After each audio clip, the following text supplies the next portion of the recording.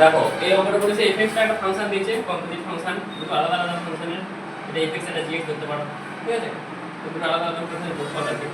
তো root over x - 1 আর root over 6 - x ফাংশনটা মানে ভ্যালিড হবে যদি এই বিতর্কগুলো কি হয়, রিয়েল ফাংশন হবে। তখন যদি এই বিতর্কগুলো পজিটিভ হয়, রুটের ভিতরটা পজিটিভ হয়, তার মানে কি, তাহলে x - 1 টাকে গ্রেটার ইকুয়াল টু 0 হতে হবে আর 6 - x টাকেও গ্রেটার ইকুয়াল টু 0 হতে হবে।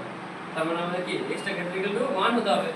আর এখান থেকে কি বলতে পারি 6 টা গ্রেটার ইকুয়াল টু x, তার মানে এখান থেকে বাদ দিয়ে আমরা বলতে পারি কি x টা লেস অর ইকুয়াল টু 6 হতে হবে। আর এইটা আর এটাকে কম্বাইন করে আমরা কি পাচ্ছি, এটা থেকে আমরা কি পাচ্ছি যে 1 less or equal to x less or equal to 6 হতে হবে, তাই না? তাহলে এটাই হচ্ছে আমাদের fx এর ডোমেন অফ ডেফিনেশন, মানে এর ভেতরের ভ্যালু হলে তবেই কিন্তু আমরা fx এর মান পাবো, নালে আদারওয়াইজ আমরা মান বের করতে পারবো না। এই রেঞ্জের ভেতরে হতে হবে। So option C is the right answer.